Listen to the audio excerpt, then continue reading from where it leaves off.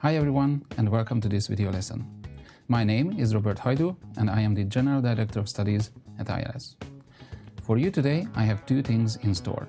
Number one is an interesting video lesson for those of you who have already reached B2, C1 levels. The second thing is a gift. We would like to help everyone with their language learning process. So for this reason, during today's video lesson, you are going to see a promo code. I don't tell you when exactly it is going to be shown, either at the beginning, in the middle, or at the end, so make sure that you watch this video till the end. This promo code is going to contain 3 letters and 3 numbers. And with the help of this promo code, you are going to get a gift from us. You are going to be able to attend an unlimited number of lessons during the period of 1 month with 80% discount. I think that this is a great way to help you along with your language learning process. Today's topic is going to be cleft sentences. Let's start, shall we? Here you can see 4 different explanations, but only one of them is the right explanation of cleft sentences. So let's have a look, and after that you will need to choose which is the right one. Is it a sentence that gives a command or makes a request, or a sentence that expresses great emotions such as excitement, surprise, happiness, and anger, and ends with an exclamation point? A sentence in which some part is moved from its normal position into a different place to give it emphasis. A sentence that often begins with who, what, where, when, why, how, or do, and it ends with a question mark. If you have chosen C, then you were definitely right. So let's have a look at what are cleft sentences. What does the word cleft mean? If you have a look at this word in the dictionary, we can see that cleft is the past or past participle form of the verb cleave. And cleave means to divide or split. So, a cleft sentence is typically a sentence that has 2 parts. And because there are 2 parts to this sentence, it is called cleft sentence from the verb cleave, which means divided into 2. Now, let's have a look at the characteristics of cleft sentences. It is a sentence in which some part is moved from its normal position into a different place to give it more emphasis. We can use inversion with certain negative adverbs and phrases. We can use cleft sentences with the word what or it at the beginning of the sentence. And we can also start cleft sentences with phrases where we focus on the reason why, the thing that, the person or people who, the place where, or the day when something of importance has happened. When do we use them? We use cleft sentences when we want to emphasize something, or when what matters the most is a specific thing or a person. Now, let's have a look at a few examples. I have never been to Rome. Never have I been to Rome. Jack ate a huge hamburger for breakfast. What Jack ate for breakfast was a huge hamburger. Lucy walks her dog twice every day. It is Lucy who walks her dog twice every day. Now, I'm going to ask some questions and try to find which of these sentences is a good example for each of these questions. Which sentence is a good example of inversion with certain negative adverbs or phrases? What do you think? If you have chosen this sentence, you are definitely correct. Never have I been to Rome. Which is a good example of a sentence that focuses on what rather than who? The second one is a good example. What Jack ate for breakfast was a huge burger. And the last one. Which sentence is a good example of a sentence that focuses on who rather than what? The last is a great example of this. It is Lucy who walks her dog twice every day. Now, let's talk about what is inversion. If we have a look at the first example, I have never been to Rome. Never have I been to Rome.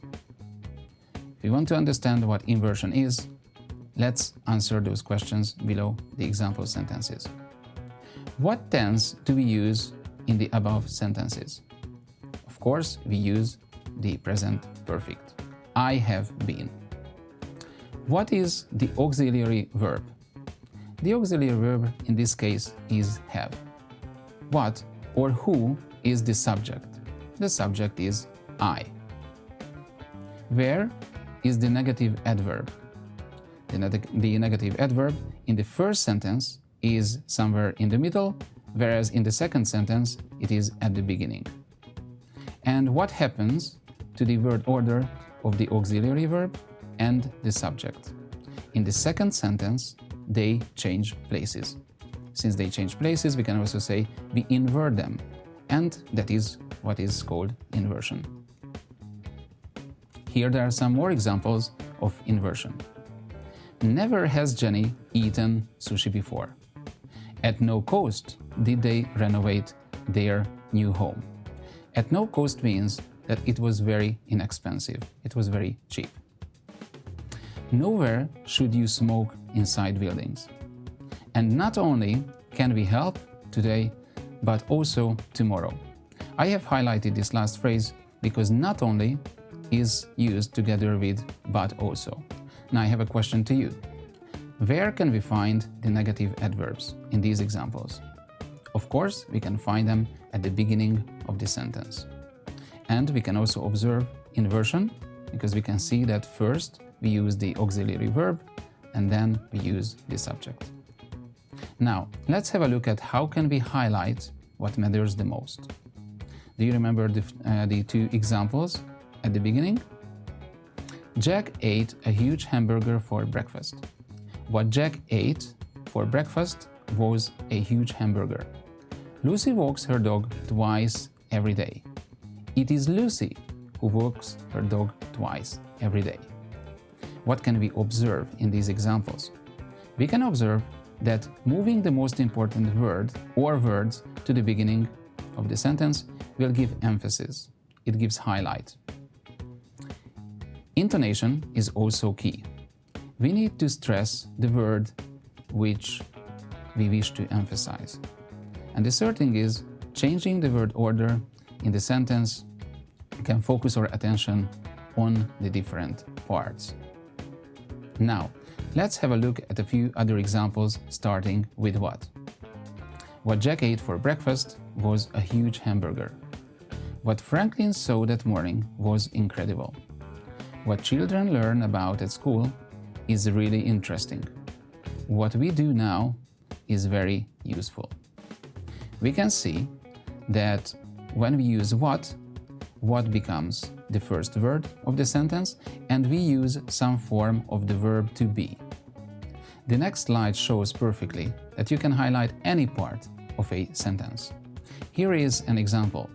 Tom sold his old car to his boss last Sunday in the city center.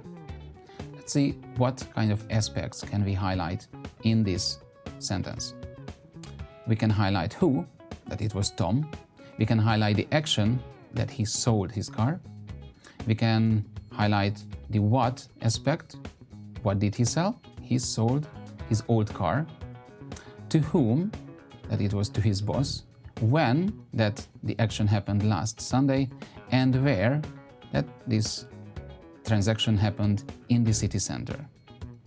So now we are going to create sentences that highlight each of these aspects. Let's have a look. It was Tom who sold his old car to his boss last Sunday in the city center. What Tom did was that he sold his old car to his boss last Sunday in the city center. It was last Sunday when Tom sold his old car to his boss in the city center. It was his old car that Tom sold to his boss last Sunday in the city center. It was his boss that Tom sold his old car to last Sunday in the city center. And it was in the city center where Tom sold his old car to his boss last Sunday. As you can see, we highlighted each aspect of this sentence. So it's up to you what you want to highlight or emphasize. I would like to show you some further possibilities. How can you start sentences? For example, we said, it was Tom who sold his old car, but we can also say, the person who sold his old car. Or we can say, what Tom did was that he sold his old car. We can also say, the thing Tom did was that he sold his old car. Instead of, it was last Sunday when, you can say, the day when Tom sold. Or instead of, it was his old car that Tom sold, you can say, the thing Tom sold. Instead of, it was his boss that Tom sold his car to, you can say, the person Tom sold his car to. And instead of, it was in the city center where, you can say, the place where Tom sold his old car. So you can see that opportunities and possibilities are plenty. Now it is your turn to put your theoretical knowledge into practice. I have prepared a couple exercises for you. You can see the sentences on the left, and I would like you to use the words in capital letters to create new sentences. Please pause the video now, and once you're ready, resume the video and we are going to check the answers together. Good luck! I hope that you managed to complete all these sentences, and I hope that you haven't made any mistakes. Now, let's check the sentences together. The children learned how to use scissors. What the children learned was how to use scissors. Jane helped Tim on Monday and on Tuesday. Not only did Jane help Tim on Monday, but also on Tuesday. We went to the beach on Sunday. It was on Sunday when we went to the beach. You cannot find great croissants anywhere in this city. Nowhere can you find great croissants in this city.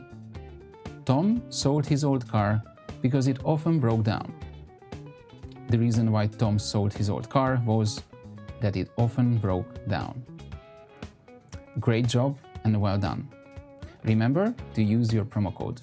This promo code gives you the opportunity to attend an unlimited amount of lessons within the period of 1 month with 80% discount.